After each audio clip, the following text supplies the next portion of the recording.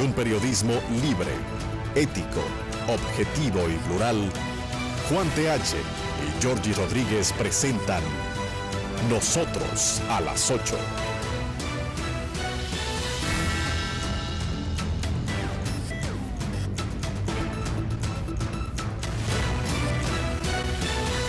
Nosotros a las 8. Buenas noches, mis amigos y amigas. Aquí estamos, como ya es costumbre, de lunes a viernes. Georgie Rodríguez, Juan TH, nosotros a las 8. Señor, ¿cómo está? Buenas noches, un placer, un gusto compartir con usted esta entrega de hoy de Así Nosotros es, a las eso es 8. recíproco. ¿Sabes que nosotros hemos fallado? Ya tenemos, ¿qué tiempo tenemos aquí? Bueno, desde febrero, 1 de febrero. Tenemos ya 2 meses. Y hemos fallado en no darle la bienvenida a nuestros patrocinadores. Y eso es importante. A los amigos del Café Santo Domingo. Café Santo Domingo, café dominicano con una aroma exquisita. El mejor café que se produce en toda el área. Y no lo estamos diciendo porque tenemos. No, porque lo consumimos y lo saboreamos, ¿no? Cada día el Café Santo Domingo. Así es. También el Banco de Reservas que desde el inicio nos ha respaldado. Que por cierto, el Banco de Reservas fue incluido entre los mejores 50 bancos de este continente, de este hemisferio. Significa que se está haciendo un gran trabajo en el banco, se ha estado modernizando, se ha estado automatizando y ponerse al día en lo que son los bancos hoy día, cada vez más automatizados. Y es un gran banco sin duda, el Banco de Reservas. Banco que te da una garantía absoluta, ¿no? Se está manejando, yo creo que Samuel Pereira está manejando el banco como debe manejar su banco. Sí, como debe manejar su banco. ¿Verdad? Banqueros de verdad. Así es. Y aunque Samuel no viene de la banca estrictamente, pero rápidamente Ha asumido la política de la institución. Claro, ahí sí hay un banquero que es Isidro García, Sí. que es ya una gente con mucha experiencia, tiene muchos años en la banca, y ha estado aquí, ha estado allá, y es un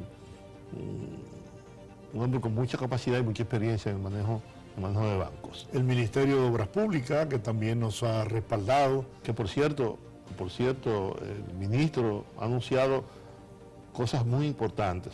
Ahí se está haciendo un gran trabajo el Ministerio de Obras Públicas y ahora ha anunciado que va a intervenir. Ahí que eso es un pandemonio. Ahí Aquí en la plaza de la donde dice bandera. la pintura. Sí, en ahí. pintura. Eso es terrible ahí. Y aquí en el 9. Ahí también hay que intervenir rápidamente porque Es un salir caos. y entrar Es un caos. de la capital es una cosa muy seria. Tanto por el sur como por el Por el norte, por el norte. en el este se ha mejorado, Sí. se mejoró mucho. Así que esas son obras muy importantes, vitales, que hacía años que eran necesarias. Así que un saludo para el ministro, el ingeniero, doctor en ingeniería, ¿verdad? De Línea Ascensión. Y un gran trabajo por ahí. También Alfredo Pacheco, presidente de la Cámara de Diputados, que nos respalda desde el inicio de este programa. Sí, y también tenemos que agradecerle a la gente de Supermercado Nacional. Supermercado Nacional. Que nosotros somos clientes por demás del supermercado. Claro, la peña, señora, hay Nuestra una peña semanal. una peña de un grupo de comunicadores y abogados, etcétera, tiene ¿cuántos años? 28. 36 años. 36 años. Imagínate, yo no había comenzado el periodismo. Recién llegaba de San Francisco de Macorís cuando ya la gente comenzaron con su peña, ahí en el Supermercado Nacional, precisamente. En el de la 27 de De febrero. la 27 de febrero. Bueno, y así a los amigos y empresarios que han decidido respaldarlo. Y quiero aprovechar es dominicana. es dominicano. Sí. Sí. Quiero aprovechar este comentario para decir, miren, nosotros vivimos de la publicidad. Sin la publicidad será imposible mantener este programa. Porque nosotros tenemos que, tiene un costo, tenemos que pagar el canal, técnicos, aquello, etcétera, etcétera. Y esa es nuestra profesión, la comunicación. el periodismo. Y nosotros tratamos de hacerlo de la manera más independiente posible, de la manera más honesta posible. Creo que tanto Giorgi como yo hemos tenido un ejercicio profesional bastante ético, bastante moral. Pero tenemos que salir a buscar la publicidad. Tenemos que ser productores y vendedores del espacio. Entonces, ahora hay una especie como de persecución de todo lo que tiene un comercial. Y no puede ser. Eso no te hace ni más serio ni menos serio. El hecho de que tú tengas la publicidad del gobierno, del sector privado, etc. ¿No? Nosotros simplemente hacemos un trabajo, de ese trabajo vivimos, tratamos de vivir lo más honradamente posible. Giorgi no sé cuántos años tiene, 50 y tantos años, 60 años en la comunicación. Yo voy a cumplir pronto 50 años en este ejercicio. He pagado un precio por mantener posiciones y posturas. Durante el gobierno pasado yo estaba vedado de tener alguna publicidad del Estado, vedado. Y si alguna vez lo tuve, era casi una osadía del funcionario que me otorgaba un comercial. Así que yo tengo toda la calidad, y Giorgi también, para poder expresarlo. Yo no ando persiguiendo a nadie que haga este trabajo. Cada quien es dueño de sus actos.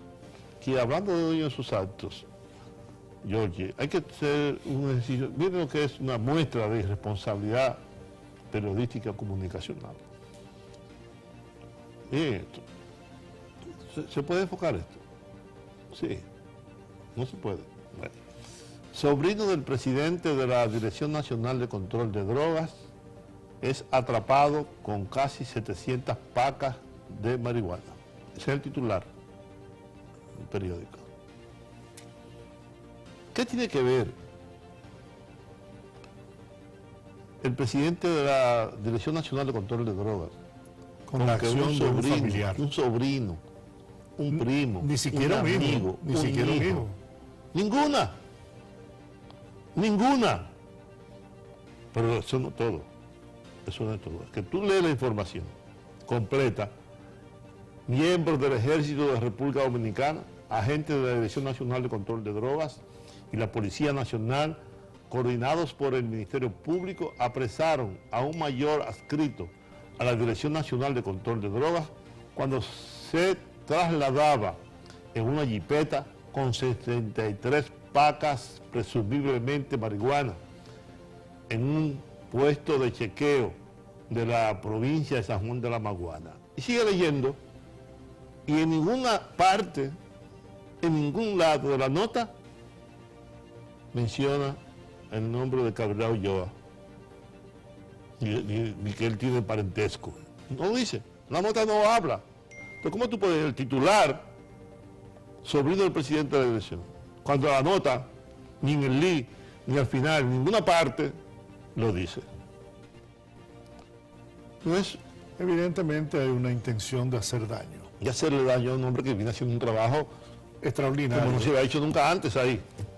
Está dándole golpes contundentes al narcotráfico en la República Dominicana. Por eso te digo, no entiendo cómo hacer eso, no sea para hacer daño. Entonces los demás medios, porque esto lo he visto en varios medios, lo reproducen sin siquiera leer la nota. ¿A quién se le ocurrió decir que este era un sobrino del presidente? Pero además, si lo fuese, ¿en qué empaña eso la labor que viene haciendo? Es más al contrario. Si atraparon a un sobrino del presidente de la Dirección Nacional de Control de Drogas, dice, habla muy bien del general, del contraalmirante Cabrera Ulloa, ¿no? De que está apresando, no importa quién sea, un amigo, un primo, un cuñado, un hermano, a quien sea. Está cumpliendo con su labor, está haciendo una actuación responsable. Por eso yo me indigno cuando veo estas cosas. Eso no es periodismo, es una suciedad, una bajeza. Vale. Mira, el Tribunal Constitucional considera una práctica discriminatoria llevar el nombre de la madre como segundo apellido, el apellido de la madre. Dice que la ley 659 ni del Código Civil establecen esa prioridad? O sea, ¿por qué debe ir primero el apellido del padre y luego el de la madre? Bueno, porque esto es sociedad de hombres, porque la costumbre es ley, pero yo te voy a decir el caso mío. Yo soy Juan Taveras Hernández. Mi padre se llamaba Próspero Taveras y mi madre Juana Hernández. Sin embargo, mi madre parió 22 hijos. Yo soy Taveras Hernández, pero muchos de mis hermanos son Hernández Taveras. Porque mi madre iba y declaraba, una parte declaraba de mi papá, como Taveras Hernández, y otra parte declaraba de mi mamá, Hernández Taveras. Y así están. No, y como te digo, ni la ley 659 ni el Código Civil establecen una prioridad en el orden de los apellidos. Sin embargo, en Estados Unidos, yo recuerdo que... Pero es como tú dices, la costumbre hace ley. Hillary Clinton, ella dijo que no, que ella era Hillary Rodham, qué sé yo. Bien. Sin embargo, la sociedad y los medios de comunicación siguieron diciéndole Hillary Clinton. Porque en Estados Unidos es una práctica. Sí, pero tampoco es obligatorio. No, tampoco. ¿No? Pero es una práctica. Pues es una práctica, ¿no? Y los medios de comunicación que contribuyen a afianzar esa posición machista. Pregúntale al invitado de nosotros de esta noche, que es un invitado a quien yo quiero y respeto mucho, cómo se llama su esposa o cómo se llaman sus hijos. Porque además él lleva con demasiado orgullo ese apellido. Sí. Vámonos a la pausa. Vamos a la pausa y al regreso, bueno, como siempre, una conversación de lujo que prestigia este programa con el doctor Servio Tulio Castaño Guzmán, vicepresidente ejecutivo de Finjus. No hay quien le quite ese Castaño Guzmán. Vámonos, volvemos enseguida, mis amigos. Continúa viendo Nosotros a las 8. Ya regresamos. En Banreservas seguimos apoyando la voluntad de quienes se unen para crear progreso en sus comunidades. A través de Prospera Banreservas, llevamos 20 años impulsando a decenas de empresas que traen prosperidad a miles de familias, a la vez que sembramos un mejor futuro. Banreservas, 80 años siendo el banco de todos los dominicanos. Ahora en el Ministerio de Obras Públicas y Comunicaciones estamos más cerca de ti, escuchando tus necesidades y resolviéndolas, construyendo uno a uno los medianos y pequeños proyectos que realmente necesita tu comunidad para que tengas mejor calidad de vida.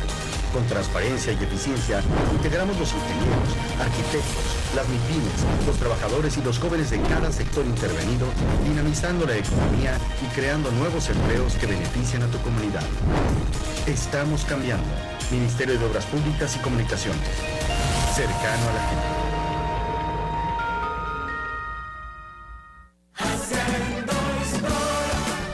Un país en el que la justicia funciona, con un ministerio público independiente, que hace respetar la ley y defiende nuestros recursos. Unidos lo lograremos. Estamos haciendo historia.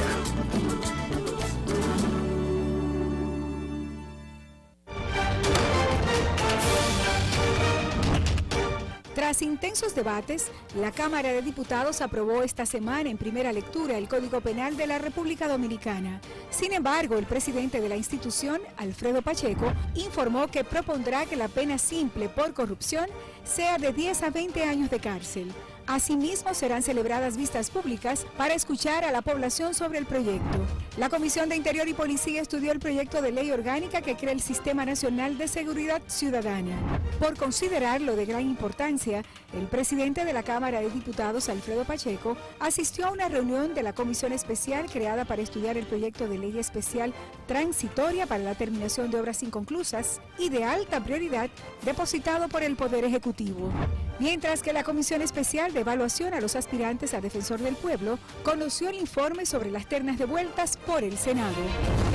Cámara de Diputados de la República Dominicana. Desde su origen, nuestro cerdo del criollo es superior. Una carne de cerdo más magra, con más proteína y menos grasa, ofreciendo un mayor valor nutricional. Cada detalle en el proceso de nuestro cerdo hace la gran diferencia, para que puedas disfrutar de la mejor carne de cerdo dominicana. Nos encanta el cerdo por su versatilidad. Por eso, el criollo ofrece más de 70 cortes, para que los disfrutes como más te guste. Detrás de un gran producto, siempre hay una gran historia. Historia de un origen que hace la gran diferencia. Cerdo Criollo Nacional, apoyando la producción local. Estás viendo Nosotros a las 8.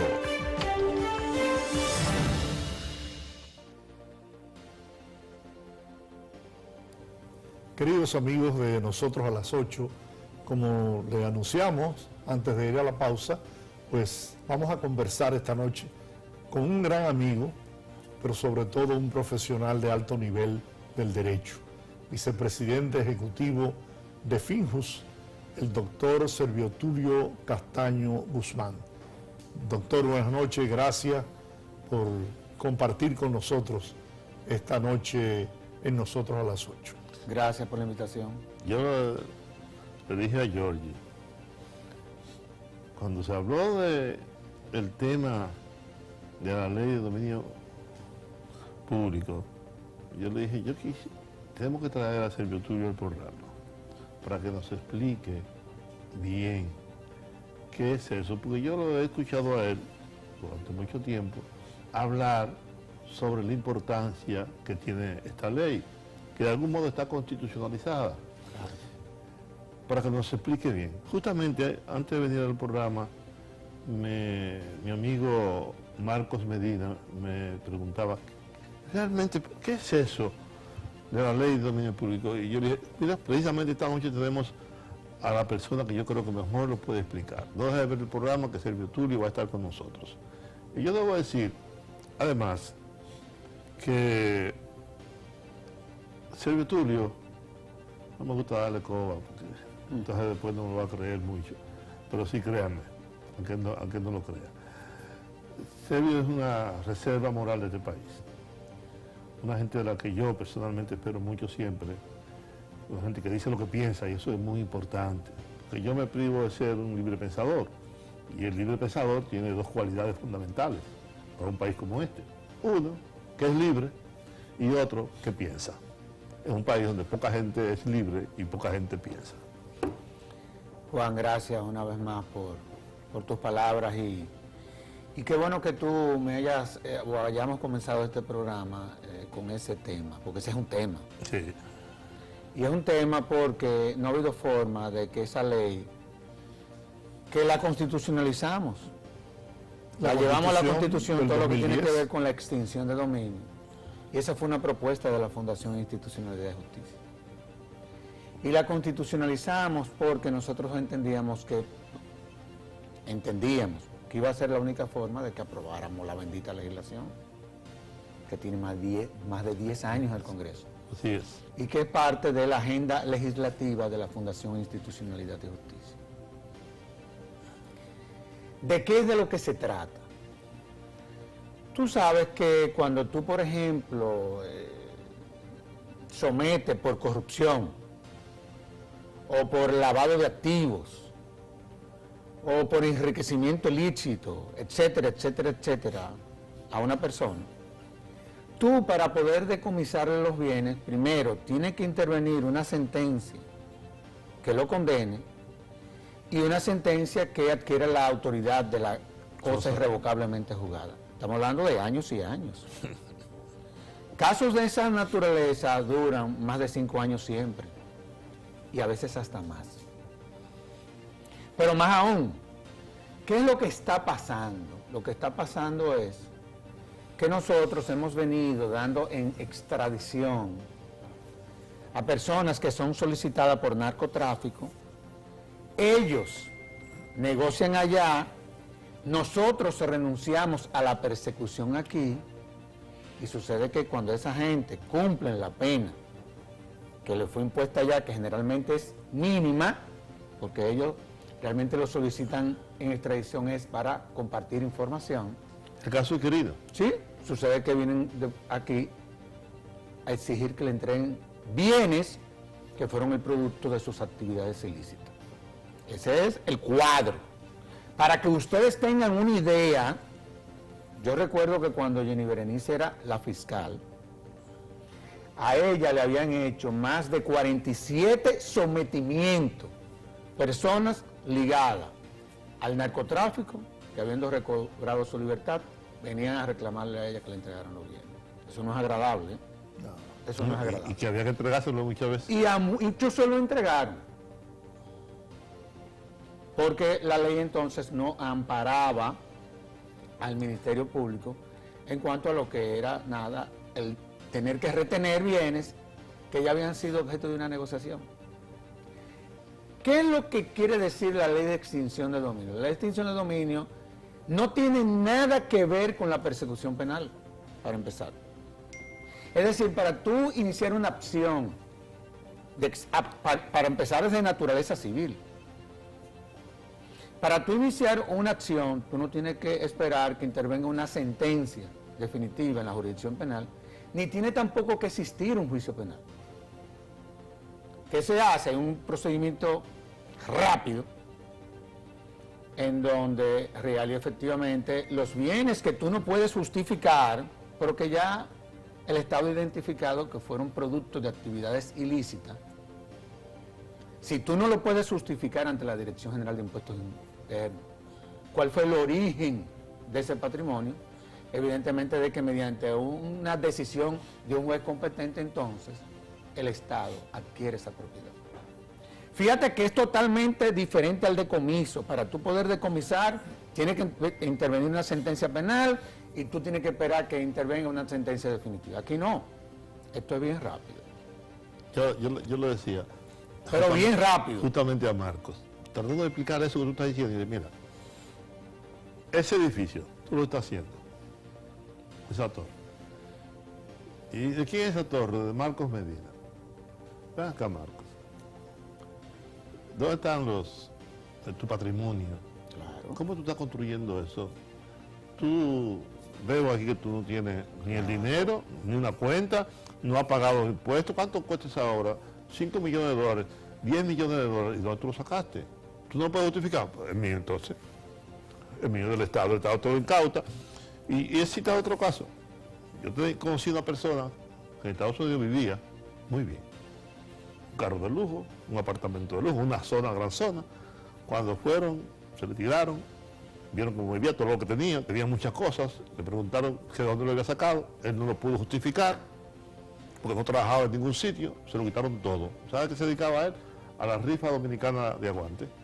Por lo tanto, no tenía, era clandestino. Claro, claro. Se lo quitaron todo. Claro. Después fue que lo sometieron a la justicia y hasta lo deportaron. Claro. Por ahí anda.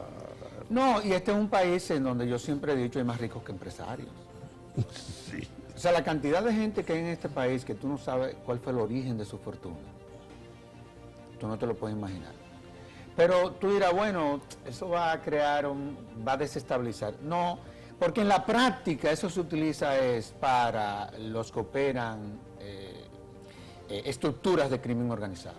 O sea, el Estado generalmente no es que sale a rastrear, no, ni a perseguir, sino que cuando se le presentan casos de estructuras de crimen organizado, ahí es donde real efectivamente, eso es desde el punto de vista comparado. Porque hay una situación, y es que tú no puedes depositar en un banco una cantidad por encima de, creo que 500,000 pesos o el equivalente en dólares, si tú no demuestras la procedencia de ese dinero. Pero claro, yo creo que eso es lo correcto también. Claro. Por eso inclusive las transferencias, por eso es que todas las operaciones, desde el punto de vista de la ley de lavado, que en principio son lícitas, son las que se hacen mediante transferencia bancaria.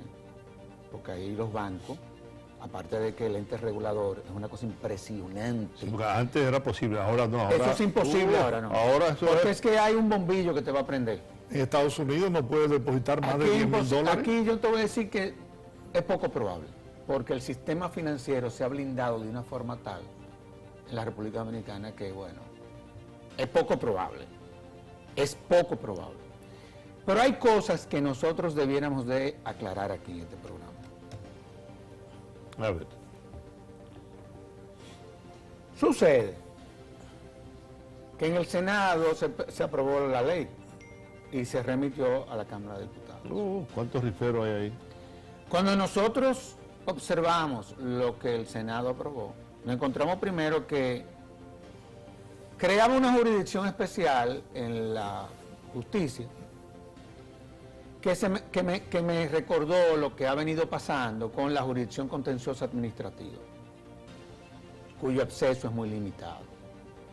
Y es limitado porque el Poder Judicial no ha tenido los recursos para poder abrir otros tribunales que puedan real y efectivamente recibir casos de esa naturaleza. Acuérdate que la jurisdicción contenciosa administrativa es la jurisdicción en donde el ciudadano somete al orden a la administración. Y bueno, nosotros hablamos con el presidente de la Suprema Corte de Justicia y le digo, miren, yo no me puedo comprometer a esto porque yo no tengo presupuesto, comenzando por ahí. Lo segundo es que aprobaron una ley en donde la ley se iba a comenzar a implementar a partir de su promulgación. Es decir, que personas que están en los Estados Unidos cumpliendo lo que ellos negociaron, esa ley no se le va a aplicar. ¿Cómo va a ser? Como van 7. Pero oye eso, porque quienes aprobaron la ley, ellos sostienen la tesis, que es incorrecta, te voy a decir por qué, de que el principio de retroactividad de la ley protege. Si te beneficia, ¿no? Si te beneficia el reo. Pero sucede que aquí no se trata de las personas, aquí se trata in rem, de la cosa. Aquí lo que tú vas a perseguir no es a la persona, No, son los inmuebles. son los bienes. Y el Estado a ti no te puede garantizar un derecho cuya base se construyó a través de actividades ilícitas. Ilegal, ¿Tú no crees que eso tiene lógica? Claro, lo ilegal lo corrompe todo, dicen ustedes. Sí, claro, el fraude. Claro. Pero más aún, ese debate se presentó en Colombia, pues se ha presentado en todos los sitios. Se presentó en Perú. Se presentó en los Estados Unidos. Y ese debate ya se resolvió. En Colombia tuvieron que modificar la ley, porque en principio la aprobaron como la modificaron aquí, la aprobaron aquí. Y tuvieron que modificarla porque la Corte Constitucional colombiana le dijo, no, espérate un momento. Usted como Estado puede garantizar lo que usted haya adquirido lícitamente, pero lo que usted adquirió ilícitamente, Claro.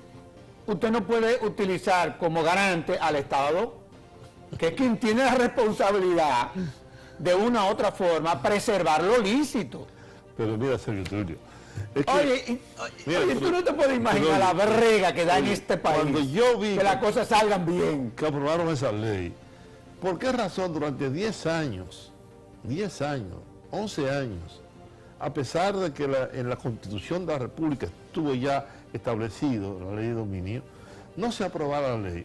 Bueno, por la composición del Congreso de la República Dominicana, por la composición de los partidos políticos, por las características del liderazgo político del país. Ese Congreso, y es una lástima decirlo, hay muchas personas vinculadas al lavado, al narcotráfico, a la rifa, a los banqueros. Cuando hablo de los banqueros, no me refiero a los bancos, al sistema No, bancario, yo hablo de los riferos. de los riferos, ¿verdad? Ahora quieren los banqueros. Sí. No. Sí. Eso son unos riferos. Exactamente, hay una cantidad enorme de personas, La banca es una cosa sagrada. ¿no?, que fueron financiados, que fueron protegidos por esos negocios ilícitos. Entonces, ellos no van a aprobar una ley que atenta contra ellos mismos. Por eso, la aprueban de ese modo, y habrá que surgir voces como la tuya, y ojalá que Milton Rey Guevara y el Tribunal Constitucional, porque tendrá que ir ahí, si es que se aprueba. De una u otra forma va a ir ahí. Claro, si es que se aprueba la Cámara de Diputados. Claro. Ahora, yo hablé con Antonio Taveras. Él la va a someter ante el Senado. Ah, bueno. Y él lo tiene claro, él es el presidente de la Comisión de Justicia. Sí, sí. Y ya nosotros nos juntamos con él. Y le dijimos cuáles son las observaciones. Y el presidente Y la van a coger, y el presidente también tiene el compromiso, porque el presidente tiene un problema. O sea, si el presidente está tratando de crear las condiciones para luchar de una manera efectiva en contra de la corrupción, evidentemente de que aquí está haciendo falta esa legislación. Sí, totalmente. Tan sencillo como Claro. eso. Porque todo lo que tiene que ver con la corrupción es un circuito. Es un circuito en donde hay una serie de normas que son las que te van a garantizar que sea efectiva esa lucha. Pero de lo contrario, aquí está faltando. Eso es una necesidad en esta ocasión. Y un país donde, yo siempre lo he dicho, se ha caracterizado porque en nuestros barrios están los puntos de droga, las bancas de apuestas y los colmadones. Oye, es una cosa complicada. ¿Por qué esa práctica de que todas esas personas que son atrapadas en actos ilícitos, tráfico de drogas, normalmente son extraditadas a los Estados Unidos, cuando bien podrían ser juzgados en el país? No, muchas veces... Entonces incluso ellos prefieren irse a Estados Unidos, Claro, porque allá porque les va negocian mejor, y les va mucho mejor. Les va mejor. Y preservan lo que han obtenido de manera Bueno, ilícita porque a en el fin de país. cuentas, acuérdate que el narcotráfico es un crimen transnacional. Nosotros tenemos acuerdo con los Estados Unidos.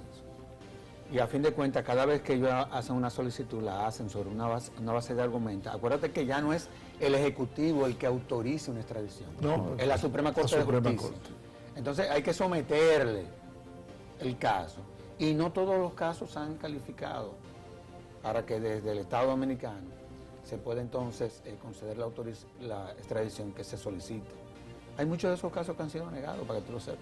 Mira. Obviamente, la mayoría que tienen mucho impacto a nivel social, que son los que salen en la prensa, sí han sido Porque eso han tiene sido autorizados. otra desventaja. Cuando negocian allá, cuando llegan a acuerdos allá, cuando se identifican a mucha gente que quedó aquí, hay ocasiones en que las autoridades dominicanas no tienen conocimiento de esas investigaciones. Así es, esa es la realidad. Pero muchas veces porque no la solicitan tampoco. Esa es la realidad, porque nosotros tenemos un acuerdo de cooperación judicial con los Estados Unidos. Decía aquí antes de ayer Miguel Valerio, justamente sobre ese tema, que se supone que las autoridades dominicanas deben involucrarse. Pero en claro, esto, porque por ese ejemplo, fue el caso de Brecht, en donde fue un juez que autoriza al Ministerio Público a que fuera para allá, para Brasil. Ahora, si tú no quieres ir a levantar las informaciones que van a fundamentar tu expediente, y eso muchas veces pasa en muchos expedientes aquí, no se sabe si es porque hay personas involucradas, uno no sabe. Bueno. Esa es una cultura que hay que ir desmontando. Tenemos que hacer una pausa, pero antes de hacer la pausa, durante la pausa, yo quiero invitarte a ti, invitar a todos ustedes a que veamos esta interesante cápsula de mi amigo y hermano Ramón Emilio Colombo García. ¿Verdad? Así que te invito a ver a Ramón Colombo y a ustedes también, mis amigos, y regresamos después de la pausa. Viendo Nosotros a las 8. Ya regresamos.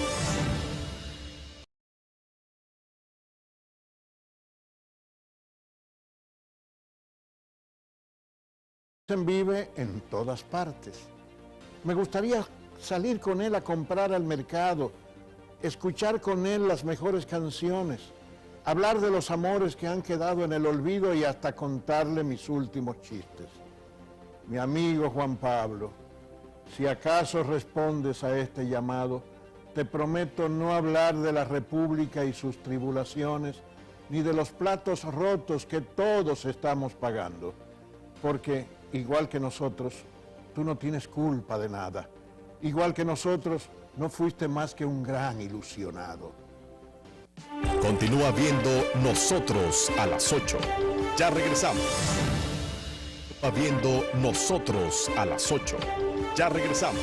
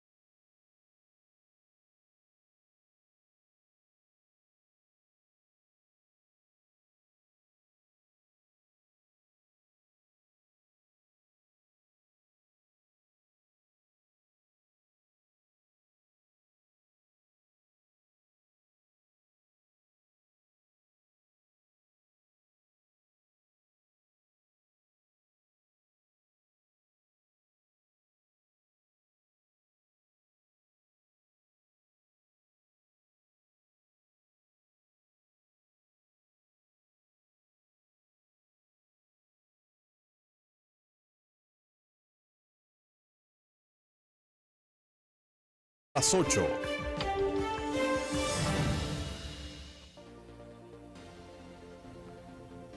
Además de lo que hemos tratado, el tema de la ley de dominio, que fue muy bien explicada por Servio Tulio, hay dos temas que llaman nuestra atención, tanto la de Giorgi como la mía, y posiblemente la de ustedes también. Uno es, a lo que te referiste ayer o antes de ayer, sobre el referéndum, los tipos de referéndum que hay. A mí, en lo personal, me preocupa el referéndum revocatorio. Gracias a Dios no lo tenemos. Por eso, ¿eh? No lo tenemos. No, por eso. Y lo otro es cómo marcha el tema policial. ¿Por qué no te gusta el referéndum revocatorio? Bueno, porque yo creo que nosotros desde el punto de vista institucional debiéramos de esperar que el Estado dominicano esté más fuerte, honestamente hablando. Pero si yo soy el pueblo y te doy el poder, el pueblo tiene derecho a quitártelo. Sí, si pero eso ha funcionado en países en donde las instituciones son fuertes, en países en donde las instituciones no son fuertes. Ha creado crisis políticas de olas que se desatan que muchas veces no se pueden contener. A mí me gusta la idea de un periodo presidencial de 6 años. Es el caso mexicano. Sí, referéndum revocatorio a los 4 y no reelección. Esa puede ser una opción. Pero mira, con relación a lo del referéndum, lo que pasa es que Fulcar, mi amigo Fulcar, el vocero del PRM en la Cámara de Diputados. Julio Fulcar. Sí, un extraordinario legislador, como también lo es Pacheco. Pacheco es una cosa impresionante, sobre todo cómo él dirige las cosas y la verdad que una experiencia. Él tiene un don. Camaján. Él tiene un don. No, es un tipo muy abierto y accesible y está haciendo una excelentísima presidencia. Sucede que Fulcar está proponiendo, a los fines de tratar el artículo 37 de la Constitución, es un referéndum aprobatorio. El problema es que los referéndums, y ya hay jurisprudencia internacional, no se utilizan para debatir asuntos de derechos humanos. El artículo 37 se refiere al derecho a la vida, desde la concepción, en fin. El derecho a la vida es un derecho fundamental, un derecho humano. Y ese tipo de referéndum aprobatorio se utiliza, la Constitución es muy clara, solamente cuando el constituyente, en un proceso de modificación, modifique aspectos que tienen que ver, por ejemplo, con derechos fundamentales, con la moneda, con asuntos de extranjerías, de nacionalidad, o el cambio de cómo sería el procedimiento hacia el futuro de reforma constitucional. Una vez aprobada la reforma en el Congreso, tiene que someterla entonces a un referéndum aprobatorio. Pero de lo que está hablando el amigo Fulcar es de someter un referéndum aprobatorio previo a lo que la Constitución establece, y eso es, desde el punto de vista jurídico, imposible. Y práctico. No, eso es imposible. Con relación a lo que había comentado el presidente de la República sobre el referéndum consultivo, el problema es que el referéndum consultivo tampoco está para debatir derechos fundamentales. Pero se presenta entonces una situación más complicada. La situación es que el referéndum consultivo no es vinculante al Congreso, número uno. Si tú lees la ley o el proyecto de ley que le someta el Ejecutivo al Congreso sobre el referéndum, qué buena, es buenísimo el proyecto. Tú te vas a encontrar con que, y de manera expresa, el propio proyecto lo dice, porque esa es la naturaleza de un referéndum consultivo. Es decir, que cuando tú analizas la figura del referéndum en sentido general, tú llegas a la conclusión de que esa no es la herramienta para tú poder debatir temas de esa naturaleza. Pero si no es vinculante con el Congreso, ¿qué sentido tiene? No, y lo que cuesta, lo que cuesta, porque es tú celebrar unas elecciones. Sí, claro. Eso cuesta más de 4.000 millones de pesos. Sí. Bueno. Que comúnmente se aprovechan los procesos electorales. Claro. Pero esa no es la vía. El Congreso tiene que entender que esa atribución la tienen ellos. Esa es una atribución del Congreso. El tema de las causales, esa es una atribución de ellos. Esa no es una atribución de la voluntad popular, no. es del Congreso Nacional de manera expresa, y así lo establece la Constitución. Me voy a lo de la reforma policial. Bueno, la policía se va a reformar. Sí. Sí, señor. La policía se va a reformar. Hay una voluntad política. Comience por tumbar esa vaina ahí. No, es que la policía se va a reformar. Y te voy a decir por qué se va a reformar. Hay una voluntad política para ello. Bueno, y yo te voy a decir una cosa, la voluntad política, aparte de que es evidente, es contundente. Tan sencillo como eso. Nada está más allá que la voluntad política de un presidente. Eso no es verdad. Ningún policía, por más rango que tenga, o por más poder que pueda tener a lo interno de una institución, tiene más poder que un presidente de la República. Sí. Y eso es lo que yo creo que el presidente Abinader está dejando bien claro. Sí, pues sin embargo, el propio presidente de la República dijo que hay sectores dentro de la propia policía que se oponen a la reforma. Y creo que eso que hicieron de ir a desmontar el campamento, sin que el jefe de la policía lo ordenara, sin que lo ordenara el presidente de la República, sin que lo ordenara nadie, con poder para ello, está vinculado a ese interés por impedir la reforma y presentar a la policía como la misma de siempre. Bueno, pues yo te tengo que decir lo siguiente. Ojalá y que, si eso es como tú dices, ojalá y que situaciones como esas no se repitan, porque el que no se monte en esta reforma se va a quedar fuera. Y se va a quedar fuera. Y te voy a explicar por qué. ¿Es posible la reforma policial con el mismo material humano que tenemos en esa institución? No, lo que pasa es que las reformas policiales conllevan un proceso de depuración. Pero tú tampoco la puedes hacer al margen de la institución. Porque en los casos en donde eso se ha hecho, es el caso mexicano, eso ha sido un desastre. Ha sido un desastre. Tú los procesos de reforma policial, independientemente de la situación que se esté dando con el órgano, tú tienes que tomar, sobre todo a los que están de acuerdo con la reforma, que dicho sea de paso, Juan, son la mayoría, la muy mayoría. Sí, supongo Ahora, que sí. ¿qué hemos hecho como grupo de trabajo? Para que tú veas si va a la reforma policial o no. Porque es que esta es la reforma de Luis Abinader. Sí, claro. Ah, bueno. No te creas que esta es la reforma de ese grupo de trabajo.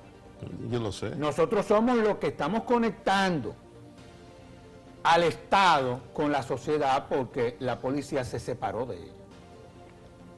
¿Qué nosotros hemos hecho? Nosotros le solicitamos una auditoría a la Cámara de Cuentas, que la van a hacer ya. Ya nosotros tenemos la información. Nosotros le hemos solicitado a la institución un censo, ya se hizo. Tú vas a ver lo que va a salir. Nosotros le hemos solicitado al Ministerio de Interior y Policía, que es el presidente del Consejo Superior y Policial, que nombre una comisión de investigación a los fines de que le dé seguimiento a todos los casos que se están conociendo al interno del Consejo Superior Policial Disciplinario, que son más de 2.000 y que tienen años. Ya eso nos comunicaron hoy, eso se va a hacer. Nosotros le solicitamos al Consejo Superior Policial, vía el Ministro de Interior. Acuérdate que este es un grupo de trabajo que está adscrito al Ministerio de Interior. Nosotros no somos un grupo de trabajo que andamos de nuestra cuenta. No. Le solicitamos que nos remitieran todos los reglamentos que se habían instrumentado, porque ninguno lo aprobaron. Por eso es que tú ves que la ley orgánica de la policía nunca se implementó. Porque para tú implementar una ley orgánica, tú tienes que aprobar los reglamentos que van a ser operativos lo que contiene la norma. Por supuesto. Por supuesto, ¿verdad? ¿No los remitieron ya? Etcétera, etcétera, etcétera, y te lo voy a dejar hasta ahí. ¿Qué nosotros vamos a hacer? Eso es la semana pasada. Nosotros vamos a hacer un taller con los miembros del Consejo Superior Policial, con todo lo que tiene que ver con los técnicos que trabajaron todos esos documentos, en donde inclusive ya estamos elaborando el programa, y en donde vamos a poner sobre la mesa todas esas herramientas que son las que van a contribuir a que la ley de la policía, su implementación resulte ser exitosa. Pero más aún, nosotros hemos tenido reuniones con el presidente de la República, quien nos ha manifestado, y no creo que esto sea una infidencia, porque él lo ha hecho público, que cualquier información que nosotros podamos requerir que se pueda dilatar el contenido de la misma, que nosotros entonces hablemos con él para entonces ser el que agilizar eso. Mira, mándame a Servio Tulio ahí, él pidió otra cosa, por favor, él lo necesita para mañana en la mañana. Y te voy a decir otra cosa, aquí no le va a pasar nada a nadie tampoco. La Policía Nacional no es un ministerio, porque esa es una institución que hay que ponerla de su tamaño. Y la Policía Nacional... Y en el contexto no, real. La Policía Nacional tampoco es un órgano extrapoder. La Policía Nacional es una dirección adscrita a un ministerio. El ministerio. Es una institución civil, no es una institución militar. Para que la sociedad dominicana entienda, cuando tú hablas... Trujillo la militarizó. Cuando tú hablas de doctrina, por eso es que ella se ha separado de la sociedad. Cuando tú hablas de doctrina militar, los militares están para cuidar fronteras y territorios. El entrenamiento es A diferente. los militares no están para estar cuidando personas, ni protegiéndolas tampoco. Para eso es que está la policía. Entonces, ¿en qué es que nosotros estamos? En ese taller que va a durar 2 días, que va a comenzar a las 8 de la mañana el viernes y va a terminar a las 8 de la noche, y el sábado también, ahí se va a tratar la doctrina policial, el uso de la fuerza, etcétera, etcétera, etcétera. Una crítica que le han hecho sectores de la sociedad a la composición de ese grupo. Ah, que ahí no hay policía. No, pero es que nosotros, ya la policía nombró la comisión que ellos van a tener a disposición de nosotros cada vez que nosotros la requeramos. Ah, que ahí no hay expertos en materia policial. Pero ya ahí ya nosotros hablamos con Daniel Pou, con Carolina Ramírez. Ya yo tuve una reunión hoy con la Fundación Global a través de su observatorio de seguridad y van a participar. Aquí va a participar todo el que quiera. Vamos a celebrar 5 foros regionales y hemos escogido recintos emblemáticos de la Universidad Autónoma de Santo Domingo para que se celebren ahí y que todo el que quiera participar sobre la base de una agenda participe. Y vamos a hacer un taller con expertos internacionales en donde van a participar el PNUD, la OEA, Amnistía Internacional, etcétera, etcétera, etcétera. Lo que yo te quiero decir a ti o a ustedes es el que crea que la policía o en la policía no va a haber un cambio. Le deseo suerte y que le vaya bien. Pero, oye, sobre todo aquellos que quieran impedir este proceso. Sí, pero déjame decirte, yo te escucho con todo este entusiasmo y todo este desborde de alegría y ahora se me pega un poco. Yo sigo siendo escéptico con esas cosas. Y ojalá que todo lo que tú estás diciendo se haga, porque es absolutamente necesario. Porque la policía, como tú dices, no puede ser un poder aparte. Porque la policía no puede ser un extrapoder. Porque la policía no puede seguir actuando como si fuera el Ministerio Público. ¿No? La policía no puede seguir decidiendo quién vive y quién muere. La policía no puede, los intercambios de disparos no pueden continuar. Todas esas cosas. Y esa policía que desde 1936 hasta la fecha nadie le ha prestado atención debida, los niveles de corrupción que hay ahí adentro, ese generalato, que es imposible mantenerlo. Si vamos a tener una policía como la que tú estás describiendo, oh, aleluya, pero la que yo estoy describiendo es la que describe la ley. Sí, está bien. Implementemos la ley. Está bien, pero la ley aquí... Porque tú hablas del generalato, y es lo que pasa ahí. porque es más delicado esto, y me explico. Cuando tú, por ejemplo, estudias desde el punto de vista comparado todas las policías del mundo, digo, estas son cosas que no es ese grupo de trabajo que la va a hacer, son quienes tienen que implementar la norma, para que estemos claros. Nosotros aquí no estamos pidiéndole a ninguna institución que persigan a ningún miembro de esa institución. Eso no nos compete a nosotros.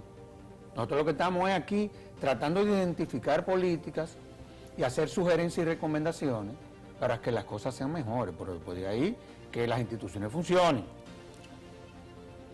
Cuando tú analizas, porque también esto también hay que tratarlo con sinceridad y normalidad, porque aquí hay una serie de tabúes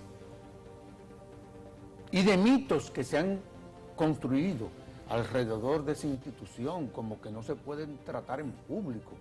No, pero espérate, ¿cuál es el problema? No, el tema policial, militar, ¿sí, tabú? Pero es que nosotros, pero que eso no es así. Eso no es así. Y los políticos tienen la culpa de eso. Por supuesto, claro. Son ellos. Porque ellos fueron los que construyeron esa institución. Este artículo de hoy. Ah, bueno.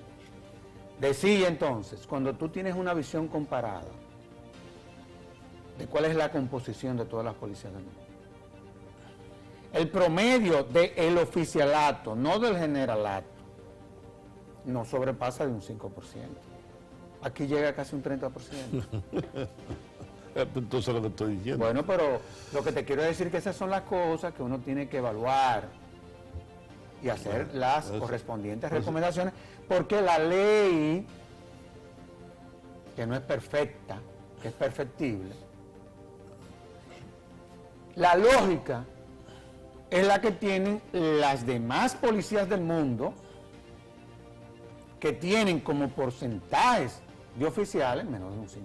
Entonces yo me decido, yo felicito al presidente de la República, Luis Abinader. Ah, pues yo lo felicito al presidente de la República. Eso es lo que estoy haciendo. Yo he dicho que tengo un compromiso con él y con el gobierno. Porque y tú sabes que yo no soy del PRM. No, pero no hay que ser yo tampoco. Yo renuncié al PRM desde que nació. A mí me llamaron a ser parte de esta historia.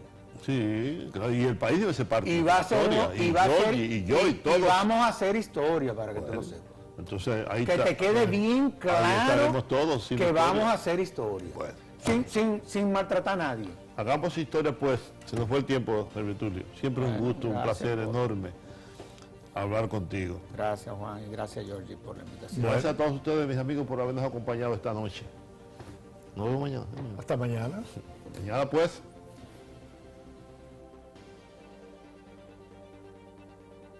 Por una democracia sólida y un periodismo libre, ético, objetivo y plural, Juan T.H. y Georgie Rodríguez presentan Nosotros a las 8.